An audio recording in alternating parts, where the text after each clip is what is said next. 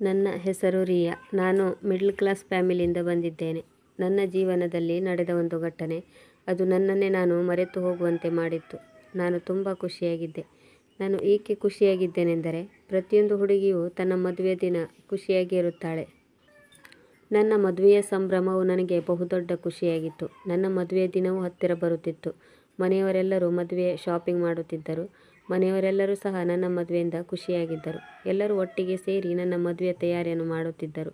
ಎಲ್ಲರೂ ನನಗೆ ಹೇಳುತ್ತಿದ್ದರು, ನೀನು ನಿನ್ನ ಗಂಡನ ಮನೆಯಲ್ಲಿ ಖುಷಿಯಾಗಿ ಇರುತ್ತೀಯ ಎಂದು. ಆದರೆ ಮದುವೆಯಾದ ನಂತರ ಆದ ಒಂದು ಘಟನೆಯಿಂದ ನಾನು ಗಂಡನ ಮನೆಯಲ್ಲಿ ಖುಷಿಯಾಗಿರುವುದು ಹೋಗಲಿ, ಕೆಲವು ದಿನಗಳಾದರೂ ಅಲ್ಲಿ ಉಳಿಯುವುದೇ ಹೆಚ್ಚು ಎನ್ನುವಂತಾಗಿತ್ತು ನನ್ನ ಪರಿಸ್ಥಿತಿ. ಏಕೆಂದರೆ ಮದುವೆಯ ಪ್ರಥಮ ರಾತ್ರಿಯಂದೇ ನನ್ನ ಗಂಡನು ನನ್ನನ್ನು ಮನೆಯಿಂದ ಹೊರಹಾಕಿ ಡೈವರ್ಸ್ ನೀಡುವಂಥ ಕೆಲಸವನ್ನು ಮಾಡಿದ್ದನು. ನನ್ನ ಖುಷಿಗಳೆಲ್ಲವೂ ಛಿದ್ರ ಛಿದ್ರವಾಗಿ. ನಮ್ಮ ಮನೆಯಲ್ಲಿ ನನ್ನ ಅಪ್ಪನ ಗೆಳೆಯನ ಮಗ ಇರುತ್ತಿದ್ದ. ಅವನ ಹೆಸರು ಪ್ರಕಾಶ್. ಅವನು ನೋಡಲು ತುಂಬ ಸುಂದರವಾಗಿದ್ದನು. ನಾನು ಅವನನ್ನು ಅಣ್ಣನ ಹಾಗೆ ನೋಡುತ್ತಿದ್ದೆ. ಆದರೆ ಅವನು ಯಾವಾಗಲೂ ನನ್ನೊಂದಿಗಾಗಲಿ ಬೇರೆಯವರೊಂದಿಗಾಗಲಿ ಹೆಚ್ಚು ಮಾತನಾಡುತ್ತಿರಲಿಲ್ಲ. ಯಾವಾಗಲೂ ತಾನಾಯಿತು, ತನ್ನ ಕೆಲಸವಾಯಿತು ಎನ್ನುವಂತೆ ಇರುತ್ತಿದ್ದ. ಮನೆಯಲ್ಲಿ ಎಲ್ಲರೂ ಅವನಿಗೆ ತುಂಬ ರೆಸ್ಪೆಕ್ಟ್ ಕೊಡುತ್ತಿದ್ದರು, ಏಕೆಂದರೆ ಅವನು ತುಂಬ ಕಷ್ಟಪಡುತ್ತಿದ್ದನು ಮತ್ತು ನಮ್ಮ ಮನೆಯವರೆಲ್ಲರಿಗೂ ಗೌರವ ಕೊಡುತ್ತಿದ್ದನು. ಹುಡುಗಿಯರ ಮುಂದೆ ತಲೆ ಬಗ್ಗಿಸಿ ಮಾತನಾಡುತ್ತಿದ್ದ. ಆದರೆ ನನ್ನ ಜೊತೆ ಹೀಗೆ ಮಾಡುತ್ತಾನೆ ಎಂದು ನಾನು ಎಣಿಸಿರಲಿಲ್ಲ. ಅದರಿಂದ ನನ್ನ ಜೀವನ ಹಾಳಾಗಿ ಹೋಯಿತು. ಏಕೆಂದರೆ ಜನರು ಮುಖಭಾವದಿಂದ ಒಳ್ಳೆಯವರ ಹಾಗೆ ಕಂಡರೂ ಒಳಗಿನಿಂದ ಅವರು ಹಾಗೆ ಇರುವುದಿಲ್ಲ. ಅಷ್ಟಕ್ಕೂ ಅವನು ನನ್ನ ಜೊತೆ ಹೀಗೇಕೆ ಮಾಡಿದನು? ಅವನಿಗೆ ಅಂಥ ಯಾವ ಅಸಹಾಯಕತೆ ಇತ್ತು? ನಾನು ಈಗ ಎಂಥ ಪರಿಸ್ಥಿತಿಯಲ್ಲಿ ಬದುಕುತ್ತಿದ್ದೇನೆ? ಎಲ್ಲವನ್ನು ನಾನು ನಿಮಗೆ ನನ್ನ ಕಥೆಯಲ್ಲಿ ಹೇಳುತ್ತೇನೆ. ನನ್ನ ಮದುವೆಯನ್ನು ನನ್ನ ಅಪ್ಪನೇ ನಿಶ್ಚಯಿಸಿದರು. ನಿಜವಾಗಲೂ ಹುಡುಗ ತುಂಬ ಚೆನ್ನಾಗಿದ್ದನು. ಎಲ್ಲರಿಗೂ ನಾನು ಆ ಮನೆಯಲ್ಲಿ ತುಂಬ ಖುಷಿಯಾಗಿರುವೆ ಎಂದು ಅನಿಸುತ್ತಿತ್ತು. ಆ ಹುಡುಗ ನನಗೆ ತುಂಬ ಪರ್ಫೆಕ್ಟ್ ಆಗಿದ್ದನು. ನಾನು ಸಹ ನನ್ನ ಮದುವೆಯಿಂದ ತುಂಬ ಖುಷಿಯಾಗಿದ್ದೆ. ಮನೆಯ ಎಲ್ಲ ಮಹಿಳೆಯರು ಪ್ರತಿದಿನ ಏನಾದರೂ ಖರೀದಿ ಮಾಡುತ್ತಿದ್ದರು. ಅಪ್ಪ ಮತ್ತು ಅಣ್ಣ ಇಬ್ಬರು ಆಫೀಸಿಗೆ ಹೋಗಿರುತ್ತಿದ್ದರು. ನನ್ನ ದೊಡ್ಡ ಅಕ್ಕ ಕೆಲವು ದಿನಗಳ ಹಿಂದೆ ನಮ್ಮ ಮನೆಯಲ್ಲಿ ಇರಲು ಬಂದಿದ್ದಳು. ಅವಳಿಗೆ ಚಿಕ್ಕ ಚಿಕ್ಕ ಮಕ್ಕಳಿದ್ದರು. ಆದ್ದರಿಂದ ಅವಳಿಗೆ ಮಾರ್ಕೆಟ್ಗೆ ಹೋಗಲಾಗುತ್ತಿರಲಿಲ್ಲ. ಅವರ ಇಬ್ಬರ ಮಕ್ಕಳನ್ನು ನಾನು ನನ್ನ ಬಳಿ ಇರಿಸಿಕೊಳ್ಳುತ್ತಿದ್ದೆ. ಅಮ್ಮ, ಅತ್ತಿಗೆ ಮತ್ತು ಅಕ್ಕ 3 ಜನ ಸೇರಿ ಬಜಾರ್ಗೆ ಹೋಗುತ್ತಿದ್ದರು. ನಾನು ಮನೆಯ ಬಾಗಿಲನ್ನು ಲಾಕ್ ಮಾಡಿಕೊಳ್ಳುತ್ತಿದ್ದೆ, ಏಕೆಂದರೆ ನಾನು ಮನೆಯಲ್ಲಿ ಯಾವಾಗಲೂ ಏಕಾಂಗಿಯಾಗಿರುತ್ತಿದ್ದೆ. ಒಮ್ಮೊಮ್ಮೆ ಪ್ರಕಾಶ್ ಮಾತ್ರ ಮನೆಯಲ್ಲಿ ಇರುತ್ತಿದ್ದ. ಅವರೆಲ್ಲರೂ ಇಡೀ ದಿನ ನನಗಾಗಿ ಹೊರಗಡೆ ಶಾಪಿಂಗ್ ಮಾಡುತ್ತಿದ್ದರು. ಸಂಜೆಯ ವೇಳೆ ಮರಳಿ ಬರುತ್ತಿದ್ದರು. ನಾನು ಅವರೆಲ್ಲರಿಗೂ ಅಡುಗೆ ಮಾಡಿಡುತ್ತಿದ್ದೆ. ಅಕ್ಕನ ಮಕ್ಕಳನ್ನು ಸಹ ನಾನು ಚೆನ್ನಾಗಿ ನೋಡಿಕೊಳ್ಳುತ್ತಿದ್ದೆ. ಮನೆಯ ಕೆಲಸ ಮಾಡಿ ನನಗೆ ಸುಸ್ತಾಗಿ ಹೋಗಿತ್ತು. ಆದ್ದರಿಂದ ನನಗಾಗಿ ಅಮ್ಮ ಮನೆಯಲ್ಲಿ ಒಬ್ಬ ಕೆಲಸದಾಳನ್ನು ಇಟ್ಟಿದ್ದರು. ಅವಳು ನನ್ನ ಜೊತೆ ಅಲ್ಪ ಸ್ವಲ್ಪ ಕೆಲಸವನ್ನು ಮಾಡುತ್ತಿದ್ದಳು. ಸಂಜೆ ಹೊತ್ತಿಗೆ ಅವಳು ಹೊರಟು ಹೋಗುತ್ತಿದ್ದಳು. ಅಲ್ಲಿಯವರೆಗೂ ಅವಳು ಮಾಡೋ ಕೆಲಸವನ್ನು ನಾನು ನೋಡಿಕೊಳ್ಳುತ್ತಿದ್ದೆ. ಕೆಲಸದ ಆಳಿಗೂ ಸಹ ಮಕ್ಕಳಿದ್ದರು. ಅವಳ ಮಕ್ಕಳಿಗೂ ಸಹ ಅವಳು ಅಡುಗೆ ಮಾಡಬೇಕಾಗಿತ್ತು. ನಮ್ಮ ಮನೆಯಲ್ಲಿ ಅಡುಗೆ ಹೆಚ್ಚಿದ್ದರೆ ಅದನ್ನು ತೆಗೆದುಕೊಂಡು ಹೋಗುತ್ತಿದ್ದಳು. ಒಂದು ವೇಳೆ ಇಲ್ಲದಿದ್ದರೆ ನಾನು ಅವಳಿಗೆ ಹಣ ಕೊಡುತ್ತಿದ್ದೆ. ಇದರಿಂದ ಅವಳಿಗೆ ಸಹಾಯವಾಗುತ್ತಿತ್ತು. ಸುಮಾರು ಸಂಜೆ 5 ಗಂಟೆಗೆ ಕೆಲಸದವಳು ಹೊರಟು ಹೋಗಿದ್ದಳು.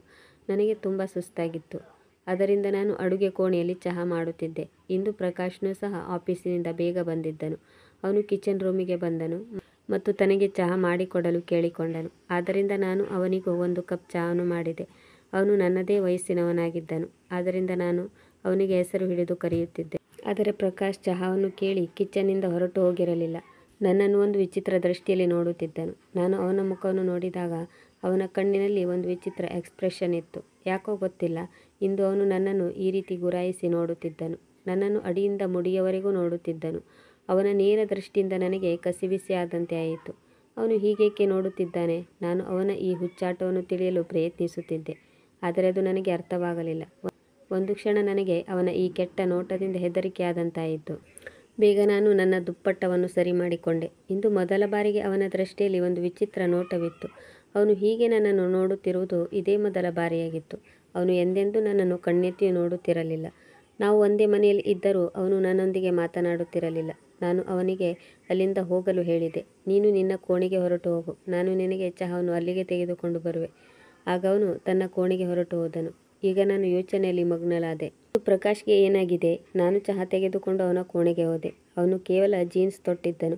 ಅವನು ಶರ್ಟ್ ಸಹ ಹಾಕಿರಲಿಲ್ಲ. ಅವನ ಈ ಸ್ಥಿತಿಯನ್ನು ನೋಡಿ ನಾನು ತಲೆ ಬಗ್ಗಿಸಿದೆ. ನನಗೆ ತುಂಬ ನಾಚಿಕೆಯಾಯಿತು. ನಾನು ಚಹಾ ಟ್ರೇ ಅಲ್ಲೇ ಇಟ್ಟು ವಾಪಸ್ಸು ಬರಬೇಕು ಎಂದುಕೊಂಡೆ.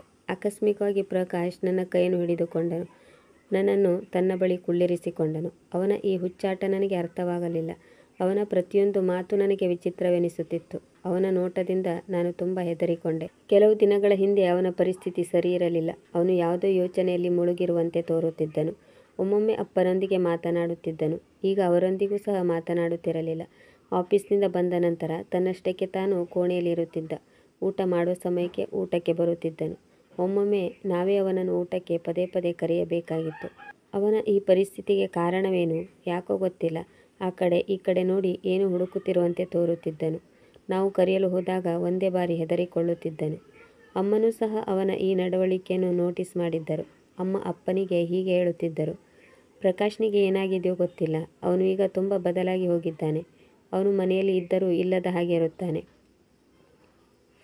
ಇತ್ತೀಚೆಗೆ ಅವನು ನಮ್ಮ ಜೊತೆ ಕುಳಿತು ಮಾತನಾಡುವುದೂ ಇಲ್ಲ. ಮೊದಲಿನಂತೆ ನಗುವುದಿಲ್ಲ.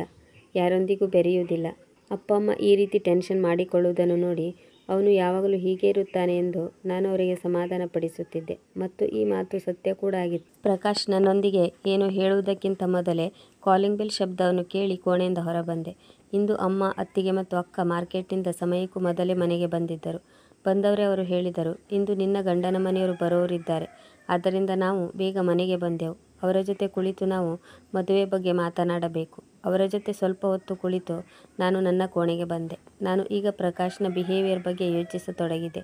ನನ್ನ ತಲೆಯಲ್ಲಿ ಅವನ ಆ ಹುಚ್ಚಾಟ ಪದೇ ಪದೇ ನೆನಪಿಗೆ ಬರುತ್ತಿತ್ತು. ಆದರೆ ನನಗೊಂದು ಅರ್ಥವಾಗಲಿಲ್ಲ. ನಾನು ತುಂಬ ಗೊಂದಲಕ್ಕೆ ಈಡಾದೆ. ಆದರೆ ನನ್ನ ಮದುವೆ ದಿನ ಹತ್ತಿರ ಬರುತ್ತಿತ್ತು.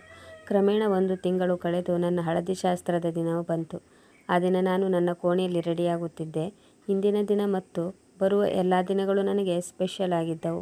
ನಾನು ಆ ದಿನಗಳ ಬಗ್ಗೆ ಯೋಚಿಸಿ ತುಂಬ ಎಕ್ಸೈಟ್ ಆದೆ. ನಾನು ನನ್ನ ಗಂಡನ ಮನೆಯನ್ನು ಸಹ ನೆನಪಿಸಿಕೊಂಡೆ. ನನ್ನ ಅಪ್ಪ ಅಮ್ಮನ ಜೊತೆ ಕಳೆದ ದಿನಗಳೆಲ್ಲವೂ ನನಗೆ ಸದಾ ನೆನಪಿನಲ್ಲಿರುತ್ತಿತ್ತು. ಅಪ್ಪ ಅಮ್ಮ ನನಗೆ ತುಂಬ ಖುಷಿಯನ್ನು ನೀಡಿದ್ದರು. ಎಂದೂ ಕೂಡ ನಾನು ಒಂದು ಹನಿ ಕಣ್ಣೀರು ಹಾಕಲು ಸಹ ಅವರು ನನಗೆ ಬಿಡಲಿಲ್ಲ. ಅಂದ ಮೇಲೆ ನಾನೀಗ ಈ ಮನೆಯನ್ನು ಬಿಟ್ಟು ಹೋಗುತ್ತಿದ್ದೇನೆ. ಈಗ ನಾನು ಇದೇ ಚಿಂತೆಯಲ್ಲಿ ಮುಳುಗಿದ್ದೆ. ನಾನು ನನ್ನ ಗಂಡನ ಮನೆಗೆ ಹೋದ ಮೇಲೆ ಗಂಡನ ಮನೆಯವರ ಬಿಹೇವಿಯರ್ ನನ್ನ ಜೊತೆ ಹೇಗಿರಬಹುದು ಎಂದು ಸಹ ಯೋಚಿಸತೊಡಗಿದೆ. ಏಕೆಂದರೆ ಮದುವೆಗೂ ಮೊದಲು ಎಲ್ಲವೂ ಸರಿಯಾಗಿರುತ್ತೆ. ಮದುವೆಯಾದ ಮೇಲೆಯೇ ಎಲ್ಲ ನಿಜ ಸ್ಥಿತಿ ಗೊತ್ತಾಗುತ್ತದೆ. ನನ್ನ ಗಂಡ ನನ್ನ ಜೊತೆ ಹೇಗೆ ನಡೆದುಕೊಳ್ಳುತ್ತಾನೆ, ಗಂಡನ ಮನೆಯವರೆಲ್ಲ ಹೇಗೆ ಎನ್ನುವುದು ತಿಳಿಯುತ್ತದೆ. ಅಷ್ಟರಲ್ಲೇ ನನ್ನಮ್ಮ ಹೇಳಿದಳು, ಹಳದಿ ಶಾಸ್ತ್ರಕ್ಕೆ ಗಂಡಿನ ಕಡೆಯವರು ಬರುತ್ತಿದ್ದಾರೆ. ನಾವು ತಯಾರಾಗಿ ಹಾಲ್ಗೆ ಹೋಗೋಣ. ಏಕೆಂದರೆ ಹಳದಿ ಶಾಸ್ತ್ರದ ಕಾರ್ಯಕ್ರಮವು ಒಂದು ಹಾಲ್ನಲ್ಲಿ ಇತ್ತು. ನನಗೆ ಬೆಳಿಗ್ಗೆ ಎದ್ದಾಗ ಜ್ವರ ಬರುತ್ತಿತ್ತು. ಏಕೆಂದರೆ ಇದು ಚಳಿಗಾಲದ ಸಮಯವಾಗಿತ್ತು. ಆದ್ದರಿಂದ ನನಗೆ ಜ್ವರ ಬಂದಿತ್ತು. ತಲೆ ಭಾರ ಕೂಡ ಆಗಿತ್ತು. ನಾವು ಎಲ್ಲರೂ ಒಟ್ಟಿಗೆ ಹಾಲ್ಗೆ ಹೋದೆವು. ಇಬ್ಬರಿಗೂ ಹಳದಿ ಶಾಸ್ತ್ರ ನಡೆಯಿತು. ಎಲ್ಲರೂ ಸೇರಿ ತುಂಬ ಫೋಟೋಗಳನ್ನು ಸಹ ತೆಗೆಸಿಕೊಂಡರು. ನನ್ನನ್ನು ಮದುವೆಯಾಗುವ ಹುಡುಗನ ಹೆಸರು ಅಜಯ್. ತುಂಬ ಸುಂದರವಾಗಿದ್ದನು. ಅವನು ತುಂಬ ಓದಿದವನಾಗಿದ್ದನು. ಅವನು ನನ್ನನ್ನು ನೋಡಿ ತುಂಬ ಖುಷಿಪಟ್ಟಿದ್ದನು. ನನಗೆ ಅವನ ಕಣ್ಣಲ್ಲಿ ಕಣ್ಣಿಟ್ಟು ನೋಡಲಾಗಲಿಲ್ಲ. ಆದರೆ ಆಕಸ್ಮಿಕವಾಗಿ ನನಗೆ ತಲೆನೋವು ಶುರುವಾಗಿತ್ತು. ನನ್ನ ಆರೋಗ್ಯ ಕೆಟ್ಟಿತ್ತು. ಈಗ ಎಲ್ಲ ನೆಂಟರು ಹಾಲ್ನಲ್ಲಿ ಇದ್ದರು. ನಮ್ಮ ಎಲ್ಲ ಸಂಬಂಧಿಕರು ಬೇರೆ ಪಟ್ಟಣದ ಹೊರಗಿನಿಂದ ಬಂದಿದ್ದರಿಂದ ನಾವು ಹಾಲ್ನಲ್ಲಿ ಹಳದಿ ಶಾಸ್ತ್ರದ ಕಾರ್ಯಕ್ರಮವನ್ನು ಮಾಡಿದ್ದೆವು. ನಮ್ಮ ಮನೆ ತುಂಬ ಚಿಕ್ಕದಾಗಿತ್ತು. ಆದ್ದರಿಂದ ಎಲ್ಲರೂ ನಮ್ಮ ಮನೆಗೆ ಬಂದು ಸೇರಲು ಆಗುತ್ತಿರಲಿಲ್ಲ. ಅಮ್ಮ ನನ್ನ ಆರೋಗ್ಯವನ್ನು ಚೆಕ್ ಮಾಡಿದಾಗ ನನಗೆ ತುಂಬ ಜ್ವರ ಇತ್ತು. ಅಮ್ಮ ಪ್ರಕಾಶ್ನ ಜೊತೆಗೆ ನನ್ನನ್ನು ಮನೆಗೆ ಕಳುಹಿಸಿಕೊಟ್ಟರು. ನನಗೆ ರೆಸ್ಟ್ ಸಿಗುತ್ತಿರಲಿಲ್ಲ. ನೀನು ಮನೆಗೆ ಹೋಗಿ ವಿಶ್ರಾಂತಿ ತೆಗೆದುಕೋ. ಇದು ನಿನ್ನ ಮದುವೆಯ ಸಮಯ. ಈ ಸಮಯದಲ್ಲಿ ನಿನ್ನ ಆರೋಗ್ಯ ಹಾಳಾಗುವುದು ಸರಿಯಲ್ಲ. ಅಮ್ಮ ಪ್ರಕಾಶ್ನಿಗೆ ಹೇಳಿದರು. ನೀನು ರಿಯಾಳನ್ನು ಬಿಟ್ಟು ಮರಳಿ ಬಾ. ಪ್ರಕಾಶ್ ನನ್ನನ್ನು ಗಾಡಿಯಲ್ಲಿ ಕುಳ್ಳಿರಿಸಿಕೊಂಡು ಮನೆಗೆ ಬಿಟ್ಟು ಬರಲು ಬಂದನು. ಪದೇ ಪದೇ ಅವನ ದೃಷ್ಟಿ ನನ್ನ ಕಡೆಗೆ ಇರುವುದನ್ನು ನಾನು ಗಮನಿಸುತ್ತಿದ್ದೆ. ನನ್ನನ್ನೇ ನೋಡುತ್ತಿದ್ದನು. ಸ್ವಲ್ಪ ಸಮಯದಲ್ಲೇ ಮನೆ ಬಂದಿತ್ತು. ಪ್ರಕಾಶ್ನು ನನ್ನ ಜೊತೆ ಮನೆಯೊಳಗೆ ಬಂದನು. ಅವನು ಏನನ್ನೋ ತೆಗೆದುಕೊಂಡು ಹೋಗಲು ಬರುತ್ತಿದ್ದಾನೆಂದು ಅನಿಸಿತು. ಅವನು ಒಳಕ್ಕೆ ಬಂದವನೇ ಬಾಗಿಲನ್ನು ಹಾಕಿದನು. ನನಗೇನೂ ಅರ್ಥವಾಗಲಿಲ್ಲ. ನಾನಂತೂ ಸೀದಾ ನನ್ನ ಕೋಣೆಗೆ ಬಂದೆ. ಏಕೆಂದರೆ ನನಗೆ ತುಂಬ ತಲೆನೋವು ಇತ್ತು. ಜ್ವರದಿಂದ ನನ್ನ ಹಣೆ ಸುಡುತ್ತಿತ್ತು. ನಾನೀಗ ಟ್ಯಾಬ್ಲೆಟನ್ನು ತೆಗೆದುಕೊಳ್ಳಬೇಕಾಗಿತ್ತು. ಈ ಮನೆಯಲ್ಲಿ ನಮ್ಮಿಬ್ಬರನ್ನು ಬಿಟ್ಟರೆ ಬೇರೆ ಯಾರೂ ಇರಲಿಲ್ಲ. ಈ ಸಂದರ್ಭದಲ್ಲಿ ನಾನು ನನ್ನ ಕೋಣೆಯಲ್ಲಿ ನಿಂತು ಔಷಧಿಯನ್ನು ಹುಡುಕುತ್ತಿದ್ದೆ. ಆಗ ನನಗೆ ಔಷಧಿ ಸಿಕ್ಕಿತ್ತು. ನಾನು ಬಟ್ಟೆಯನ್ನು ಚೇಂಜ್ ಮಾಡಲು ಮರೆತು ಹೋಗಿದ್ದೆ. ಔಷಧಿಯನ್ನು ತಿಂದು ಬಟ್ಟೆಯನ್ನು ಚೇಂಜ್ ಮಾಡಿ ಬೆಡ್ ಮೇಲೆ ಕುಳಿತುಕೊಂಡೆ. ನಂತರ ಯೋಚಿಸಿದೆ, ಹುಡುಗಿಯರ ಜೀವನ ಎಂದರೆ ಹೀಗೇನಾ? ನಾನು ಇದೇ ಮನೆಯಲ್ಲಿ ಚಿಕ್ಕವಳಿದ್ದಾಗಿನಿಂದ ಜಿಗಿದು ಆಟವಾಡಿ ಬೆಳೆದಿದ್ದೆ. ಈಗ ದೊಡ್ಡವಳಾದ ಮೇಲೆ ಬೇರೆ ಮನೆಗೆ ಹೋಗಬೇಕು. ನಮ್ಮ ಅಪ್ಪ ಅಮ್ಮನನ್ನು ಬಿಟ್ಟು ಬೇರೆ ಕಡೆಗೆ ಹೋಗಬೇಕು. ತಕ್ಷಣ ಕೋಣೆಯಲ್ಲಿ ಯಾರದೋ ಸೌಂಡ್ ಕೇಳಿಸಿತು. ಕೋಣೆಯ ಬಾಗಿಲ ಕಡೆಗೆ ದೃಷ್ಟಿ ಹಾಯಿಸಿದಾಗ ಅಲ್ಲಿ ಪ್ರಕಾಶ್ ನಿಂತಿದ್ದ. ಆದರೆ ಈ ಪ್ರಕಾಶ್ ನಾನು ನೋಡಿದ ಪ್ರಕಾಶ್ನಾಗಿರಲಿಲ್ಲ. ಅವನ ಕಣ್ಣು ಕೆಂಪಾಗಿತ್ತು ಮತ್ತು ಅವನ ದೃಷ್ಟಿ ತುಂಬ ಕ್ರೂರವಾಗಿತ್ತು. ಅವನ ಮೇಲೆ ಏನೋ ಸವಾರಿಯಾಗಿರುವಂತೆ ಅನಿಸಿತು. ನಾನು ಏನು ಹೇಳುವುದಕ್ಕೂ ಮೊದಲೇ ಆಕಸ್ಮಿಕವಾಗಿ ಅವನು ಓಡಿ ಬಂದು ನನ್ನನ್ನು ತನ್ನ ತೋಳುಗಳಲ್ಲಿ ಬಂಧಿಸಿದ. ನನ್ನನ್ನು ಬೆಡ್ ಮೇಲೆ ನೂಕಿದ. ಅದಾದ ನಂತರ ನಾನು ಪದೇ ಪದೇ ಹೇಳುತ್ತಿದ್ದೆ, ನೀನೇನು ಮಾಡುತ್ತಿದ್ದೀಯ? ನನ್ನನ್ನು ಬಿಟ್ಟು ಬಿಡು. ನನ್ನ ಅಪ್ಪ ಅಮ್ಮನಲ್ಲಿ ನಿನ್ನ ಬಗ್ಗೆ ಕಂಪ್ಲೇಂಟ್ ಮಾಡುತ್ತೇನೆ. ನಾನು ಏನೇ ಹೇಳಿದರೂ ಅದು ಅವನ ಮೇಲೆ ಪ್ರಭಾವ ಬೀರಲಿಲ್ಲ. ನಾನು ಸ್ವತಃ ಅವನಿಂದ ಬಿಡಿಸಿಕೊಳ್ಳಲು ಪ್ರಯತ್ನಿಸಿದೆ. ಆದರೆ ನನ್ನ ಆರೋಗ್ಯ ಸರಿಯಿಲ್ಲದ್ದರಿಂದ ನನಗೆ ಅದು ಕೂಡ ಮಾಡಲಾಗಲಿಲ್ಲ. ಮತ್ತೆ ಅವನು ಗಂಡಸಾಗಿದ್ದ.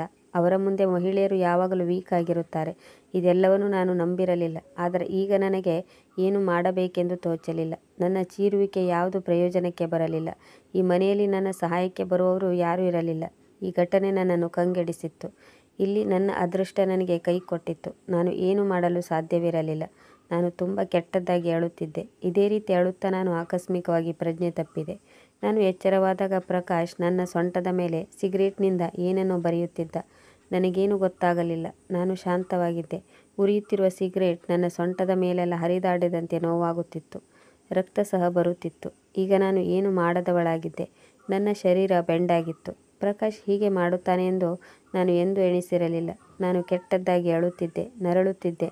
ಆನಂತರ ನನ್ನ ಕಣ್ಣೀರನ್ನು ಒರೆಸಿಕೊಂಡು ನನ್ನನ್ನು ನಾನು ಸಾವರಿಸಿಕೊಂಡೆ. ಯಾರಿಗಾದರೂ ಗೊತ್ತಾದರೆ ನನ್ನ ಪರಿಸ್ಥಿತಿ ಏನಾಗಬಹುದು? ನನ್ನ ಮದುವೆಗೆ 1 ದಿನ ಮಾತ್ರ ಬಾಕಿ ಇದೆ. ನನ್ನ ಅಪ್ಪ ಅಮ್ಮ ಸಹ ಚಿಂತೆಗೊಳಗಾಗಬಹುದು. ನಾನು ತುಂಬ ಕಷ್ಟಪಟ್ಟು ಹಾಸಿಗೆಯಿಂದ ಎದ್ದಾಗ ನನ್ನ ಸೊಂಟದಲ್ಲಿ ತುಂಬ ನೋವಿತ್ತು. ಕೋಣೆಯ ಹೊರಗಡೆ ಜನರು ಮಾತನಾಡುವ ಶಬ್ದ ಕೇಳಿಸುತ್ತಿತ್ತು. ಪ್ರಕಾಶ್ ನನ್ನ ಕೋಣೆಯಿಂದ ಹೊರ ಹೋಗಿದ್ದನು. ಬಹುಶಃ ಎಲ್ಲರೂ ಮನೆಗೆ ಮರಳಿ ಬಂದಿದ್ದರು. ನಾನು ಬೇಗ ನನ್ನ ಕಣ್ಣೀರನ್ನು ಒರೆಸಿಕೊಂಡು ನನ್ನನ್ನು ನಾನು ಸಾವರಿಸಿಕೊಂಡೆ. ನಂತರ ಅಮ್ಮ ಕೋಣೆಗೆ ಬಂದಳು. ನನ್ನ ಮುಖವನ್ನು ನೋಡಿ ಅವಳು ಒಮ್ಮೆಲೆ ಆಶ್ಚರ್ಯಚಕಿತಳಾದಳು. ನಾನು ಏನು ಹೇಳದಿದ್ದರೂ ನನಗೆ ಏನೋ ಆಗಿದೆ ಎಂದು ಅವಳಿಗೆ ಗೊತ್ತಾಯಿತು. ನನ್ನ ಆರೋಗ್ಯ ಸರಿಯಿಲ್ಲ ಎಂದು ಅವರಿಗೆ ಗೊತ್ತಿತ್ತು. ಅದಕ್ಕಾಗಿ ನನಗೆ ಹೀಗಾಗಿರಬೇಕು ಎಂದು ಅಂದುಕೊಂಡಳು. ಅವಳು ನನ್ನ ಮುಖವನ್ನು ತನ್ನ ಕೈಗಳಲ್ಲಿ ಹಿಡಿದುಕೊಂಡು, ಏನು ವಿಷಯ? ನಿನಗೆ ತುಂಬ ಜ್ವರ ಬಂದಿದೆಯೇನೋ? ನೀನೇಕೆ ಇಷ್ಟೊಂದು ದುಃಖದಿಂದ ಇರುವೆ? ಹಾಗಾದರೆ ನಾವು ಯಾವುದಾದರೊಂದು ಡಾಕ್ಟರ್ ಬಳಿ ಹೋಗೋಣ. ಅನಂತರ ನಿನ್ನ ಆರೋಗ್ಯ ಸುಧಾರಿಸಬಹುದು. ಆಗ ನಾನು ಅಮ್ಮನಲ್ಲಿ ಹೇಳಿದೆ, ನಾನು ಸರಿಯಾಗಿದ್ದೇನೆ, ಏನೂ ತೊಂದರೆ ಇಲ್ಲ. ನಾನು ಔಷಧಿಯನ್ನು ತಿಂದಿದ್ದೇನೆ. ನನ್ನ ಆರೋಗ್ಯ ಸರಿಯಾಗಿಲ್ಲ. ಅದಕ್ಕಾಗಿ ನಿಮಗೆ ಆ ರೀತಿ ಅನಿಸಿರಬೇಕು. ಆಗ ಅಮ್ಮ ನನ್ನನ್ನು ಒಪ್ಪಿಕೊಂಡು ನನಗೆ ಸಮಾಧಾನ ಹೇಳಿದಳು. ಒಂದು ವೇಳೆ ನೀನು ನಿನ್ನ ಮುಂದಿನ ದಿನಗಳನ್ನು ನೆನೆದು ಚಿಂತೆಗೊಳಗಾಗಿದ್ದರೆ ನೀನು ಚಿಂತೆ ಮಾಡುವ ಅವಶ್ಯಕತೆ ಇಲ್ಲ. ಎಲ್ಲ ಹುಡುಗಿಯರಿಗೂ ಆ ಸಮಯ ಬಂದೇ ಬರುತ್ತದೆ. ನೀನೇನು ಚಿಂತೆ ಮಾಡಬೇಡ, ಎಲ್ಲವೂ ಸರಿಯಾಗುತ್ತದೆ. ಅಮ್ಮ ಇನ್ನೂ ನನ್ನನ್ನು ಸಮಾಧಾನಪಡಿಸಿ ಹೋದರು. ಆದರೆ ನನ್ನ ತಲೆ ಬೇರೆಯದನ್ನೇ ಯೋಚಿಸುತ್ತಿತ್ತು. ನಾನು ನನ್ನ ಮದುವೆ ವಿಚಾರವಾಗಿ ಎಷ್ಟೊಂದು ಖುಷಿಯಾಗಿದ್ದೇನೋ ಅದೆಲ್ಲವೂ ಈಗ ನುಚ್ಚು ನೂರಾಗಿತ್ತು. ನಾನು ಮನದಲ್ಲಿ ಅಮ್ಮನಿಗೆ ಹೇಳಿದೆ, ಅಮ್ಮ, ನಿಮಗೆ ಗೊತ್ತಿಲ್ಲ ನನ್ನ ಹೃದಯಕ್ಕೆ ಎಷ್ಟು ದೊಡ್ಡ ಗಾಯವಾಗಿದೆ. ನಾನು ಎಷ್ಟೊಂದು ತೊಂದರೆ ಅನುಭವಿಸುತ್ತಿದ್ದೇನೆ ಎಂದು ಗೊತ್ತಾದರೆ ನಿಮ್ಮ ಹೃದಯ ಬಡಿತ ಸಹ ನಿಲ್ಲಬಹುದು. ನಿಮ್ಮ ಮಗಳೊಂದಿಗೆ ನಿಮ್ಮ ಮನೆಯಲ್ಲಿ ಎಷ್ಟೊಂದು ದೊಡ್ಡ ಅಪರಾಧ ನಡೆದು ಹೋಗಿದೆ. ಆಗ ಅಮ್ಮ ನನಗೆ ಮಲಗಲು ಹೇಳಿ ನನ್ನ ಕೋಣೆಯಿಂದ ಹೊರಟು ಹೋದಳು. ಜೊತೆಗೆ ಅಕ್ಕನೂ ಸಹ ಹೊರಟು ಹೋದಳು. ನನಗೆ ಗೊತ್ತಿತ್ತು, ಅವರಿಗೆ ಹೇಳಿದರೆ ಅವರು ತುಂಬ ಚಿಂತೆ ಮಾಡುತ್ತಿರುತ್ತಾರೆ. ಅವರು ಒಬ್ಬರೇ ಕುಳಿತು ಅಳಬಹುದು. ಏಕೆಂದರೆ ಅವರು ಬೇರೆಯವರ ಮುಂದೆ ಅಳುತ್ತಿರಲಿಲ್ಲ ಮತ್ತು ತಾನು ವೀಕೆಂದು ಬೇರೆಯವರ ಮುಂದೆ ತೋರಿಸಿಕೊಳ್ಳುತ್ತಿರಲಿಲ್ಲ. ನಾನು ನಮ್ಮ ಮನೆಯಲ್ಲಿ ಎಲ್ಲರಿಗಿಂತ ಚಿಕ್ಕವಳಾಗಿದ್ದೆ. ಆದ್ದರಿಂದ ಅಪ್ಪ ಅಮ್ಮ ನನ್ನನ್ನು ತುಂಬ ಪ್ರೀತಿಸುತ್ತಿದ್ದರು. ಮಾರನೇ ದಿನ ನಾನು ನನ್ನ ತವರು ಮನೆಯನ್ನು ಬಿಟ್ಟು ಗಂಡನ ಮನೆಗೆ ಹೋಗಬೇಕಾಗಿತ್ತು. ಗಂಡನ ಮನೆಗೆ ಹೋದ ಮೇಲೆ ಏನಾಗುವುದು ಎಂಬ ಚಿಂತೆಯಲ್ಲಿ ನಾನು ಮುಳುಗಿದ್ದೆ. ಆದರೆ ನನಗೀಗ ಪದೇ ಪದೇ ಹೆದರಿಕೆಯಾಗುತ್ತಿತ್ತು. ಇದೆಲ್ಲವೂ ನನ್ನ ಗಂಡನಿಗೆ ಗೊತ್ತಾದರೆ ಮದುವೆಯಾದ ಮೊದಲ ದಿನವೇ ನನ್ನ ಗಂಡ ನನಗೆ ಡೈವರ್ಸ್ ನೀಡಿ ಮನೆಯಿಂದ ಹೊರ ಹಾಕಬಹುದು. ನನ್ನ ಗಂಡ ನನ್ನನ್ನು ಕುಮಾರಿ ಎಂದು ತಿಳಿದುಕೊಂಡಿದ್ದನು. ಆದರೆ ಅವನಿಗೆ ಏನು ಗೊತ್ತು ಯಾರು ನನ್ನ ಮಾನಹರಣ ಮಾಡಿದ್ದಾರೆ ಎಂದು. ನಾನು ಹೆದರುತ್ತಲೇ ಮದುವೆಗಾಗಿ ತಯಾರಾಗಿದ್ದೆ. ಮದುವೆ ದಿನವೂ ಬಂತು. ಎಲ್ಲರೂ ಖುಷಿಯಿಂದ ಮದುವೆಯ ಸಂಭ್ರಮದಲ್ಲಿ ಪಾಲ್ಗೊಂಡಿದ್ದರು. ನನ್ನ ಕಣ್ಣಲ್ಲಿ ಪದೇ ಪದೇ ಕಣ್ಣೀರು ಇಳಿಯುತ್ತಿತ್ತು. ನನ್ನ ಸಂಬಂಧಿಕರೆಲ್ಲರೂ ನನ್ನನ್ನು ನೋಡಿ ಅಂದುಕೊಂಡರು, ಇವಳು ತವರು ಮನೆಯನ್ನು ಬಿಟ್ಟು ಹೋಗುತ್ತಿದ್ದಾಳೆ, ಅದಕ್ಕೆ ಕಣ್ಣೀರಿಡುತ್ತಿದ್ದಾಳೆ ಎಂದು. ಆದರೆ ನನ್ನ ಹೃದಯದಲ್ಲಿ ಎಂಥ ನೋವಿದೆ ಎಂದು ಯಾರಿಗೂ ಗೊತ್ತಾಗಲಿಲ್ಲ. ನಾನು ಪ್ರಕಾಶ್ನನ್ನು ನೋಡಿದ ಆ ಕ್ಷಣ ನನಗೆ ಅವನ ಮೇಲೆ ದ್ವೇಷ ಉಕ್ಕಿತ್ತು. ನನಗೆ ಆ ಕ್ಷಣದಲ್ಲಿ ಅವನನ್ನು ಕೊಲ್ಲಬೇಕೆಂದು ಅನ್ನಿಸುತ್ತಿತ್ತು. ಅವನು ನನ್ನ ಜೀವನವನ್ನು ಹಾಳು ಮಾಡಿದನು. ಇದರಿಂದ ಅವನಿಗೆ ಏನು ಲಾಭವಾಯಿತು? ಮದುವೆ ಎಲ್ಲ ಶಾಸ್ತ್ರಗಳು ನಡೆದವು. ಈ ಶಾಸ್ತ್ರಗಳಿಂದ ನಾನಂತೂ ಖುಷಿಯಾಗಿರಲಿಲ್ಲ. ನಾನೊಂದು ರೋಬೋಟ್ ಎಂದು ನನಗೆ ಅನ್ನಿಸುತ್ತಿತ್ತು. ಎಲ್ಲರೂ ನನ್ನನ್ನು ಅವರವರಿಗೆ ಬೇಕಾದ ಹಾಗೆ ಚಲಾಯಿಸುತ್ತಿದ್ದಾರೆ ಎಂದು ಅನಿಸುತ್ತಿತ್ತು. ಇದೇ ರೀತಿ ನಾನು ಮದುವೆಯಾಗಿ ನನ್ನ ಗಂಡನ ಮನೆಗೆ ಹೊರಟು ಬಂದೆ. ನಾನು ಗಂಡನ ಮನೆಗೆ ಬಂದ ಮೇಲೆ ನನ್ನ ಗಂಡನ ನಗುತ್ತಿರುವ ಮುಖವನ್ನು ನೋಡಿ ನನ್ನ ಕಣ್ಣೀರನ್ನು ಒರೆಸಿಕೊಂಡಿದ್ದೆ. ನಾನು ಕಣ್ಣೀರನ್ನು ತಡೆಯಲು ಎಷ್ಟು ಪ್ರಯತ್ನಿಸಿದರೂ ನನ್ನ ಕಣ್ಣೀರು ನಿಲ್ಲುತ್ತಿರಲಿಲ್ಲ. ನನಗೆ ಏನಾಗಿದೆ ಎಂದು ನನ್ನ ಗಂಡನಿಗೆ ಗೊತ್ತಾದರೆ ಬಹುಶಃ ನನ್ನ ಗಂಡನ ಈ ನಗುಮುಖವು ಮಾಯವಾಗಿ ಅವನ ಜೀವನದಿಂದ ನನ್ನನ್ನು ಹೊರಹಾಕುತ್ತಿದ್ದ. ಅವನು ಈ ರೀತಿ ನಗುತ್ತಿರ ನನ್ನ ದೊಡ್ಡ ಅಕ್ಕನು ನನ್ನನ್ನು ನನ್ನ ಗಂಡನ ಕೋಣೆಗೆ ಕಳುಹಿಸಿದರು. ಮುಂದೆ ಯಾವುದೋ ಒಂದು ಅನಾಹುತ ಸಂಭವಿಸಬಹುದು ಎಂದು ನನ್ನ ಹೃದಯ ಜೋರಾಗಿ ಬಡಿದುಕೊಳ್ಳುತ್ತಿತ್ತು. ಒಂದು ವೇಳೆ ನನ್ನ ಗಂಡನಿಗೆ ಗೊತ್ತಾದರೆ ಮುಂದೇನಾಗಬಹುದು? ಆಗ ನನ್ನ ಗಂಡ ಕೋಣೆಯೊಳಗೆ ಬಂದನು. ನನ್ನ ಕೈ ಹಿಡಿದುಕೊಂಡು ನನ್ನ ಸೌಂದರ್ಯವನ್ನು ಹೊಗಳುತ್ತಿದ್ದನು. ಚಿಕ್ಕ ಪುಟ್ಟ ವಿಷಯಗಳನ್ನು ನನ್ನೊಂದಿಗೆ ಹಂಚಿಕೊಂಡನು. ನನ್ನ ಇಷ್ಟ ಕಷ್ಟಗಳನ್ನು ಕೇಳಿದನು. ಆದರೆ ನನಗೆ ಏನು ಹೇಳಬೇಕೋ ಗೊತ್ತಾಗಲಿಲ್ಲ. ಮತ್ತೊಮ್ಮೆ ತನ್ನ ಇಷ್ಟ ಕಷ್ಟಗಳ ಬಗ್ಗೆಯೂ ಹೇಳಿಕೊಂಡನು. ನನ್ನ ತಲೆಯಲ್ಲಿ ಕೇವಲ ಹೆದರಿಕೆ ಮಾತ್ರ ಕುಳಿತಿತ್ತು. ಹೀಗೆ ರಾತ್ರಿ ಕಳೆಯತೊಡಗಿತ್ತು. ಅನಂತರ ಅವನು ತನ್ನ ಹಕ್ಕಿಗಾಗಿ ಮುಂದುವರಿಯುತ್ತಿದ್ದಂತೆ ನನ್ನ ದೇಹದ ಮೇಲಿರೋ ಗಾಯವನ್ನು ನೋಡಿದನು. ಪ್ರಕಾಶ್ ಸಿಗರೇಟ್ನಿಂದ ನನ್ನ ಸೊಂಟದ ಮೇಲೆ ಬರೆದಿದ್ದನು. ನಾನು ಚಿಕ್ಕವಳಾಗಿದ್ದೆ. ನಮ್ಮ ಅಪ್ಪ ಪ್ರಕಾಶ್ನ ಕೈ ಹಿಡಿದುಕೊಂಡು ನಮ್ಮ ಮನೆಗೆ ಕರೆದುಕೊಂಡು ಬಂದಿದ್ದನು ಮತ್ತು ಅಮ್ಮನಲ್ಲಿ ಹೇಳಿದನು, ಇವತ್ತಿನಿಂದ ಇವನು ನಮ್ಮ ಮಗ. ಈ ಮನೆಯಲ್ಲಿ ನಮ್ಮ ಮಗನಿಗೆ ಯಾವ ಮರ್ಯಾದೆ ನೀಡುತ್ತೀರೋ ಅದೇ ಮರ್ಯಾದೆಯನ್ನು ಇವನಿಗೂ ನೀಡಬೇಕು. ಅಮ್ಮನೂ ಸಹ ಅಪ್ಪನ ಈ ಮಾತಿನಿಂದ ಖುಷಿಯಾದರು. ಏಕೆಂದರೆ ನಾವಿಬ್ಬರು ಸಹೋದರಿಯರು. ನಮಗೆ ಒಬ್ಬನೇ ಸಹೋದರನಿದ್ದ. ಅಮ್ಮನಿಗೆ ಅನಿಸಿತು, ನಮಗೀಗ ಇಬ್ಬರು ಗಂಡು ಮಕ್ಕಳು ಎಂದು. ನನಗೂ ಅಪ್ಪ ಹೇಳಿದರು, ಇಂದಿನಿಂದ ಇವನು ನಿನ್ನ ಅಣ್ಣ. ನಾನು ಅವನ ಕೈಯನ್ನು ಹಿಡಿದುಕೊಂಡಿದ್ದೆ. ಅವನು ಸಹ ನನ್ನದೇ ವಯಸ್ಸಿನವನಾಗಿದ್ದ. ಆ ಸಮಯದಲ್ಲಿ ನಮ್ಮಿಬ್ಬರಿಗೂ ಸುಮಾರು 12 ವರ್ಷವಾಗಿತ್ತು. ನಾವು ಜೊತೆ ಆಟವಾಡಿ ಬೆಳೆದು ಬಂದಿದ್ದೆವು. ನನ್ನ ದೊಡ್ಡ ಅಣ್ಣನಂತೆಯೇ ಪ್ರಕಾಶ್ ಸಹ ನನ್ನ ಮೇಲೆ ಹಕ್ಕು ಚಲಾಯಿಸುತ್ತಿದ್ದ. ಅವನು ನನ್ನ ಅಪ್ಪನ ಗೆಳೆಯನ ಮಗನೆಂದು ನನಗೆ ಎಂದೂ ಅನಿಸಿರಲಿಲ್ಲ. ನಮ್ಮ ಮನೆಯ ಸದಸ್ಯನೆಂದು ತಿಳಿದುಕೊಂಡಿದ್ದೆ. ಅವನ ಅಪ್ಪ ಅಮ್ಮ ಒಂದು ಕಾರ್ ಆಕ್ಸಿಡೆಂಟ್ನಲ್ಲಿ ಮರಣ ಹೊಂದಿದ್ದರು. ಅದಾದ ಮೇಲೆ ಪ್ರಕಾಶ್ ಒಬ್ಬಂಟಿಯಾಗಿದ್ದ. ಅವನು ಅಜ್ಜನೊಂದಿಗೆ ಇರುತ್ತಿದ್ದ. ಅಜ್ಜನಿಗೂ ಸಹ ತುಂಬ ವಯಸ್ಸಾಗಿತ್ತು. ಅವರಿಗೂ ಸಹ ಆರೋಗ್ಯ ಸರಿಯಾಗಿರಲಿಲ್ಲ. ಅವರಿಗೆ ಪ್ರಕಾಶ್ನನ್ನು ನೋಡಿಕೊಳ್ಳಲು ಆಗುತ್ತಿರಲಿಲ್ಲ. ನನ್ನ ಅಪ್ಪ ಮತ್ತು ಪ್ರಕಾಶ್ನ ಅಪ್ಪ ಇಬ್ಬರು ಗೆಳೆಯರಾಗಿದ್ದರು. ಪ್ರತಿ ವಾರವೂ ನನ್ನ ಅಪ್ಪ ಪ್ರಕಾಶ್ನನ್ನು ನೋಡಲು ಹೋಗುತ್ತಿದ್ದರು. ಪ್ರಕಾಶ್ನ ಅಜ್ಜ ಹೇಳುತ್ತಿದ್ದರು, ಮಗನೇ, ನನಗೀಗ ವಯಸ್ಸಾಗಿದೆ. ಯಾವಾಗಲೂ ನನಗೆ ನನ್ನ ಮೊಮ್ಮಗನದೇ ಚಿಂತೆಯಾಗುತ್ತಿದೆ. ನನ್ನ ಮಗ ಸೊಸೆ ಇಬ್ಬರು ಹೊರಟು ಹೋದರು. ಒಂದು ವೇಳೆ ನಾನು ಈ ಪ್ರಪಂಚದಿಂದ ಹೊರಟು ಹೋದರೆ ನನ್ನ ಈ ಮೊಮ್ಮಗನ ಪರಿಸ್ಥಿತಿ ಏನು? ಪ್ರಕಾಶ್ನ ಅಜ್ಜ ಅಳುತ್ತಾ ಹೀಗೆ ಹೇಳಿದಾಗ ಪ್ರಕಾಶ್ನನ್ನು ನೋಡಿ ಅಪ್ಪನಿಗೆ ಕನಿಕರ ಉಂಟಾಗಿ ಅವನನ್ನು ನಮ್ಮ ಮನೆಗೆ ಕರೆದುಕೊಂಡು ಬಂದರು. ಪ್ರಕಾಶ್ ಚಿಕ್ಕವನಿದ್ದಾಗಿನಿಂದಲೂ ಅಪ್ಪನಿಗೆ ತುಂಬ ಇಷ್ಟವಾಗಿದ್ದ. ಅವನ ಅಪ್ಪ ಅಮ್ಮ ತೀರಿ ಹೋದಾಗ ಮೊದಲೇ ಅವನನ್ನು ನಮ್ಮ ಮನೆಗೆ ಕರೆದುಕೊಂಡು ಬರಬೇಕು ಎಂದಿದ್ದರು. ಅವರ ಅಜ್ಜನಿಗಾಗಿ ಅವನನ್ನು ಅವರ ಮನೆಯಲ್ಲೇ ಬಿಟ್ಟಿದ್ದರು. ಆಗ ಅಪ್ಪ ಪ್ರಕಾಶ್ನ ತಾತನಿಗೆ ಹೇಳಿದರು, ಇವನನ್ನು ನನ್ನ ಮಗನಂತೆ ನಾನು ನೋಡಿಕೊಳ್ಳುವೆ. ಇವನು ನನ್ನ ಗೆಳೆಯನ ಮಗನಾಗಿದ್ದರೂ ಅವಶ್ಯವಾಗಿ ಇವನಿಗೆ ತಂದೆಯ ಪ್ರೀತಿಯನ್ನು ನೀಡುವೆ. ನೀವೇನು ಚಿಂತೆ ಮಾಡುವ ಅಗತ್ಯವಿಲ್ಲ. ನಾನು ಇವನನ್ನು ನೋಡಿಕೊಳ್ಳುತ್ತೇನೆ. ಒಮ್ಮೊಮ್ಮೆ ಪ್ರಕಾಶ್ ತನ್ನ ಅಜ್ಜನನ್ನು ನೋಡಲು ಹೋಗುತ್ತಿದ್ದನು. ಒಂದು ದಿನ ಅವನ ತಾತನು ತೀರಿಕೊಂಡನು. ಈಗ ಪ್ರಕಾಶ್ ಒಬ್ಬಂಟಿಯಾಗಿದ್ದನು. ಪ್ರಕಾಶ್ನು ತನ್ನ ಅಜ್ಜನ ಸಾವಿನಿಂದ ನೊಂದು ತುಂಬ ನೋವಿನಿಂದ ಬಳಲುತ್ತಿದ್ದನು. ಈಗ ಅವನು ಏಕಾಂಗಿಯಾಗಿರುತ್ತಿದ್ದ. ಈಗ ಅವನ ಮನೆಯವರಾಗಲಿ ಅವನ ಸಂಬಂಧಿಕರಾಗಲಿ ಯಾರೂ ಅವನ ಬಳಿ ಇರಲಿಲ್ಲ. ಅವನನ್ನು ನೋಡಿದಾಗ ತನ್ನ ಅಪ್ಪ ಅಮ್ಮ ಅಜ್ಜನನ್ನು ಕಳೆದುಕೊಂಡ ಮೇಲೆ ತನ್ನ ಜೀವನದಲ್ಲಿ ಇನ್ನೇನೂ ಉಳಿದಿಲ್ಲ ಎಂದು ಯೋಚಿಸುತ್ತಿದ್ದನು. ಸಮಯ ಕಳೆಯುತ್ತಿದ್ದಂತೆ ಅವನ ಪರ್ಸನಾಲಿಟಿಯೂ ಸಹ ಬದಲಾಯಿತು. ಅಪ್ಪ ಅವನಿಗೆ ಎಲ್ಲರೊಂದಿಗೂ ಬೆರೆತು ಮಾತನಾಡು ಎಂದು ಹೇಳಿದಾಗ ಅವನು ಅಲ್ಪ ಸ್ವಲ್ಪ ಪ್ರಯತ್ನ ಪಡುತ್ತಿದ್ದನು. ಅವನಿಗೆ ನಮ್ಮ ಮನೆಯಲ್ಲಿ ಯಾವುದೇ ತೊಂದರೆ ಇರಲಿಲ್ಲ. ಅಪ್ಪನಂತೂ ಅವನನ್ನು ತನ್ನ ಮಗನಂತೆ ಬೆಳೆಸಿದ್ದರು. ಆದರೆ ಅದು ಅವನಿಗೆ ಯಾವುದೇ ಖುಷಿಯನ್ನು ಕೊಡುತ್ತಿರಲಿಲ್ಲ. ಅವನು ಓದುವುದು ಬರೆಯುವುದರಲ್ಲಿಯೂ ಸಹ ತುಂಬ ಮುಂದಿದ್ದನು. ಈಗ ಪ್ರಕಾಶ್ ಒಳ್ಳೆಯ ಕೆಲಸಕ್ಕೂ ಸೇರಿದ್ದ. ತನ್ನ ಸಫಲತೆಯಿಂದಲೂ ಸಹ ಅವನು ಖುಷಿಯಾಗಿರುವಂತೆ ತೋರಲಿಲ್ಲ. ಅವನು ತನ್ನ ತಿಂಗಳ ಮೊದಲ ಸಂಬಳವನ್ನು ಅಮ್ಮನಿಗೆ ತಂದು ಕೊಟ್ಟಾಗ ಅಮ್ಮನು ಅದನ್ನು ತಿರಸ್ಕರಿಸಿದರು. ಆಗ ಅಮ್ಮ ಅವನಿಗೆ ಹೇಳಿದರು, ಇದು ನಿನ್ನ ಸ್ವಂತ ಹಣ. ಇದನ್ನು ನಿನಗಾಗಿ ಖರ್ಚು ಮಾಡು ಅಥವಾ ನಿನ್ನ ಭವಿಷ್ಯಕ್ಕಾಗಿ ಇಟ್ಟುಕೋ. ಅಮ್ಮ ಹೀಗೆ ಹೇಳಿದಾಗ ಪ್ರಕಾಶ್ ಮೊದಲ ಬಾರಿಗೆ ಹೀಗೆ ಎಮೋಷನಲ್ ಆಗಿರುವುದನ್ನು ನಾನು ನೋಡಿದೆ. ಅವನು ಅಮ್ಮನನ್ನು ಅಪ್ಪಿಕೊಂಡು ಅಳುತ್ತಾ ಹೇಳಿದನು, ನಾನು ನಿಮ್ಮ ಮಗನಲ್ವಾ? ನೀವು ನನಗೆ ಅಮ್ಮನ ಪ್ರೀತಿ ನೀಡಿದ್ದೀರಿ. ನಿಮಗಾಗಿ ನಾನು ಇಷ್ಟು ಮಾಡೋದು ಬೇಡವಾ? ಅವನ ಮಾತನ್ನು ಕೇಳಿ ಅಮ್ಮನೂ ಸಹ ಎಮೋಷನಲ್ ಆದರು ಮತ್ತು ಅಳುತ್ತಾ ಅವನನ್ನು ಅಪ್ಪಿಕೊಂಡರು. ಮತ್ತು ಪ್ರತಿ ತಿಂಗಳ ಸಂಬಳವನ್ನು ಪ್ರಕಾಶ್ ಅಮ್ಮನಿಗೆ ನೀಡುತ್ತಿದ್ದನು. ಅಮ್ಮನೂ ಸಹ ಪ್ರಕಾಶ್ನ ಸಂಬಳವನ್ನು ಅವನ ಮದುವೆಗಾಗಿ ಕೂಡಿಡುತ್ತಿದ್ದರು. ಅಮ್ಮ ಈ ಹಣದಿಂದಲೇ ಪ್ರಕಾಶ್ನ ಮದುವೆ ಮಾಡುತ್ತೇನೆ ಎಂದು ಹೇಳುತ್ತಿದ್ದರು. ಆದರೆ ಹುಟ್ಟು ಮತ್ತು ಸಾವನ್ನು ಎಂದು ನಂಬಲು ಸಾಧ್ಯವಿಲ್ಲ. ಒಂದು ವೇಳೆ ನಾವಿಲ್ಲದಿದ್ದರೆ ಅವನ ಪರಿಸ್ಥಿತಿ ಏನಾಗುತ್ತಿತ್ತು? ಇವನನ್ನು ಯಾರು ನೋಡಿಕೊಳ್ಳುತ್ತಿದ್ದರು? ಆ ದಿನಗಳಲ್ಲಿ ಪ್ರಕಾಶ್ ತುಂಬ ಖುಷಿಯಾಗಿದ್ದನು. ಅವನ ಮುಖದಲ್ಲಿ ಯಾವತ್ತೂ ಮಂದಹಾಸವಿರುತ್ತಿತ್ತು. ಇಷ್ಟೊಂದು ಸೀರಿಯಸ್ ಆಗಿರೋ ಮನುಷ್ಯ ಒಮ್ಮೆಲೇ ಖುಷಿಯಾಗಿರುವುದನ್ನು ನೋಡಿ ನನಗೆ ಆಶ್ಚರ್ಯವಾಗಿತ್ತು. ಮತ್ತೆ ಕೆಲವು ಸಮಯ ಕಳೆಯಿತು. ಈಗ ಮತ್ತೆ ಪ್ರಕಾಶ್ನ ಬಿಹೇವಿಯರ್ನಲ್ಲಿ ಮತ್ತೆ ಬದಲಾವಣೆಯಾಯಿತು. ಮತ್ತೊಮ್ಮೆ ಈಗ ಅವನು ಮೊದಲಿಗಿಂತಲೂ ಸೀರಿಯಸ್ ಆಗಿರುತ್ತಿದ್ದ. ಯಾರೊಂದಿಗೂ ಮಾತನಾಡುತ್ತಿರಲಿಲ್ಲ. ಏಕಾಂಗಿಯಾಗಿರುತ್ತಿದ್ದ.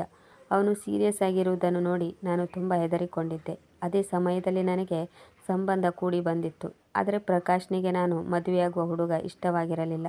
ಅವನು ಅಪ್ಪ ಅಮ್ಮನಿಗೆ ಈ ಹುಡುಗನಿಗೆ ಕೊಟ್ಟು ಮದುವೆ ಮಾಡುವುದು ಬೇಡ ಎಂದು ಹೇಳಿದ. ಅವನ ಮಾತು ಕೇಳಿ ಅಪ್ಪ ಅಮ್ಮ ಇಬ್ಬರು ದಂಗಾಗಿದ್ದರು. ಏಕೆ ಮದುವೆ ಮಾಡಬಾರದು ಎಂದು ಕೇಳಿದಾಗ ಪ್ರಕಾಶ್ನ ಬಳಿ ಉತ್ತರವಿರಲಿಲ್ಲ. ಪ್ರಕಾಶ್ನು ಹೇಳಿದನು, ಈ ಹುಡುಗ ಅತಿ ಕಡಿಮೆ ಹಣವನ್ನು ಸಂಪಾದಿಸುತ್ತಾನೆ ಎಂದು ಹೇಳಿದಾಗ ಅಪ್ಪ ದೀರ್ಘ ನಿಟ್ಟುಸಿರು ಬಿಟ್ಟು ಹೇಳಿದರು, ಮಗನೇ, ಇವನು ನನಗೆ ಚೆನ್ನಾಗಿ ಗೊತ್ತು. ಇವನಿಗೆ ಒಳ್ಳೆಯ ನೌಕರಿ ಇದೆ, ಒಳ್ಳೆಯ ಸಂಬಳ ಸಹ ಬರುತ್ತದೆ. ಇದೇನು ದೊಡ್ಡ ವಿಷಯವಲ್ಲ. ಹುಡುಗನ ಫ್ಯಾಮಿಲಿ ಬ್ಯಾಕ್ಗ್ರೌಂಡ್ ತುಂಬ ಚೆನ್ನಾಗಿದೆ. ನಮ್ಮ ರಿಯಾಲಿ ತುಂಬ ಖುಷಿಯಾಗಿರುತ್ತಾಳೆ. ನಾನು ಸಹ ನನ್ನ ಮದುವೆಯಾಗುವ ಹುಡುಗನ ಫೋಟೋ ನೋಡಿದಾಗ ಅವರು ಸುಂದರವಾಗಿರುವುದನ್ನು ನೋಡಿ ನನಗೂ ಖುಷಿಯಾಯಿತು. ಆದರೆ ನನಗ್ಯಾಕೋ ಗೊತ್ತಿಲ್ಲ, ಪ್ರಕಾಶ್ನಿಗೆ ಈ ಸಂಬಂಧ ಇಷ್ಟವಾಗಲಿಲ್ಲ. ಅಪ್ಪ ಎಲ್ಲ ಕಡೆಗೂ ಅಜಯ್ನ ಬಗ್ಗೆ ವಿಚಾರಿಸಿದಾಗ ಒಂದೇ ಉತ್ತರ ಬಂದಿತ್ತು, ಅಜಯ್ ತುಂಬ ಒಳ್ಳೆಯ ಹುಡುಗ. ಈಗ ಅಪ್ಪ ಅಮ್ಮನಿಗೆ ಸಮಾಧಾನವಾಗಿತ್ತು. ಬಹುಶಃ ಪ್ರಕಾಶ್ನಿಗೆ ಯಾರೋ ತಪ್ಪು ಮಾಹಿತಿ ನೀಡಿರಬೇಕು ಎಂದು ಅಂದುಕೊಂಡರು. ಅದಾದ ನಂತರ ಪ್ರಕಾಶ್ ಅಜಯ್ನ ಬಗ್ಗೆ ಯಾವುದೇ ಅಡ್ವೈಸ್ ನೀಡಲಿಲ್ಲ. ಅವನು ಅವನಷ್ಟಕ್ಕೆ ಸುಮ್ಮನಾಗಿದ್ದ. ಈಗ ಮದುವೆಗೂ ಒಂದು ದಿನ ಮುಂಚೆ ಈ ರೀತಿಯ ಕೆಲಸವನ್ನು ಮಾಡಿದ್ದ. ನಾನಂತೂ ಅವನನ್ನು ಎಂದಿಗೂ ಕ್ಷಮಿಸಲು ಸಾಧ್ಯವಿಲ್ಲ. ನನ್ನ ಗಾಯಗಳನ್ನು ನೋಡಿದ ನನ್ನ ಗಂಡ ಜೋರಾಗಿ ಬಿಕ್ಕಿ ಬಿಕ್ಕಿ ಅತ್ತನು.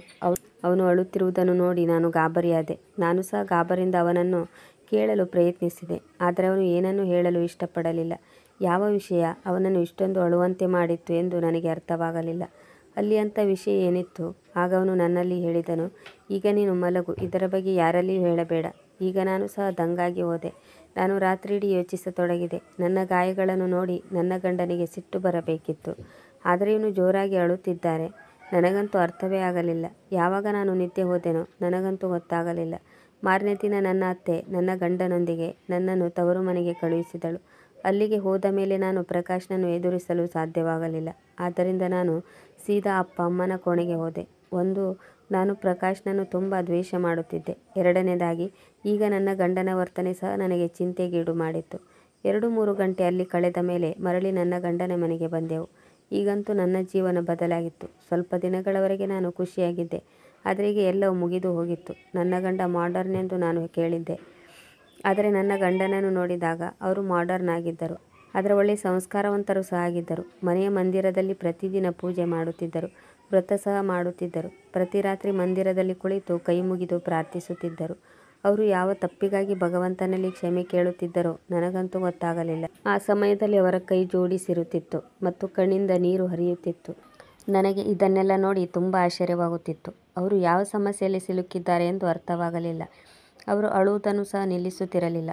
ನನ್ನನ್ನು ನೋಡುತ್ತಿದ್ದಂತೆ ಪ್ರೀತಿಯಿಂದ ನನ್ನ ತಲೆ ನೇವರಿಸುತ್ತಿದ್ದರು.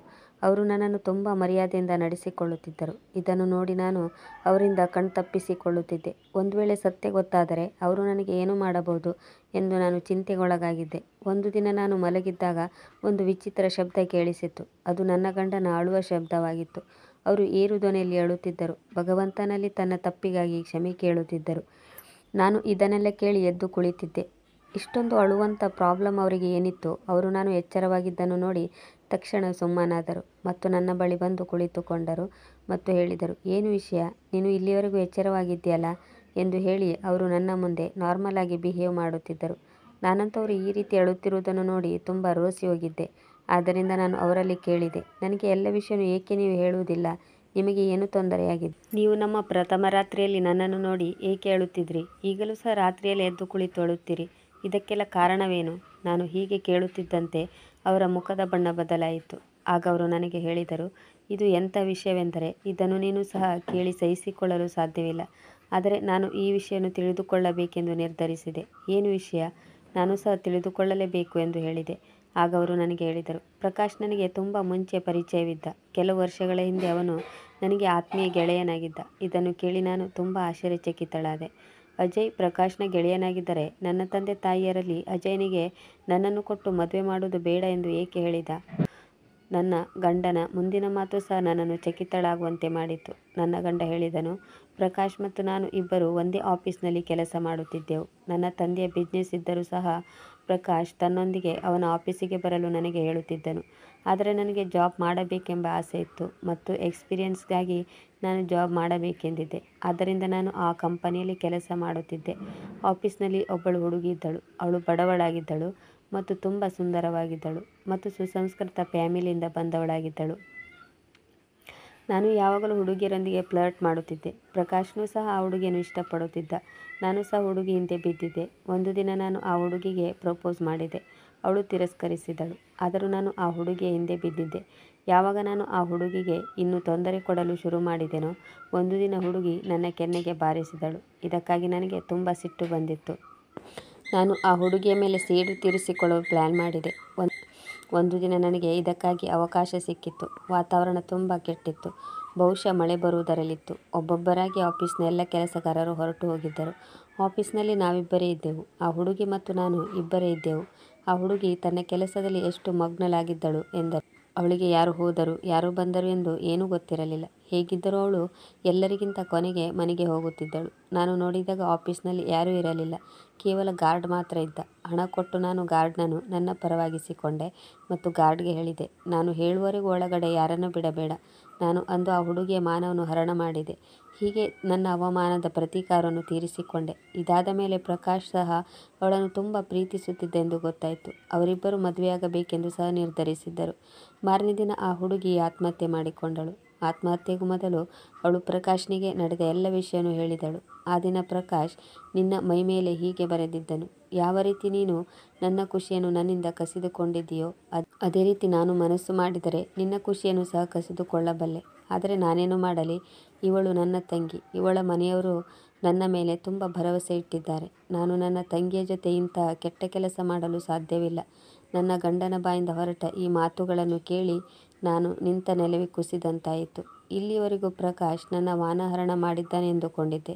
ಇದರರ್ಥ ನಾನು ತಪ್ಪು ತಿಳಿದುಕೊಂಡಿದ್ದೆ. ವಾಸ್ತವವಾಗಿ ನಾನು ಪವಿತ್ರವಾಗಿದ್ದೆ. ಈಗ ನನಗೆ ನನ್ನ ಪತಿಯ ಬಗ್ಗೆ ತುಂಬ ಅಸಹ್ಯವೆನಿಸಿತು.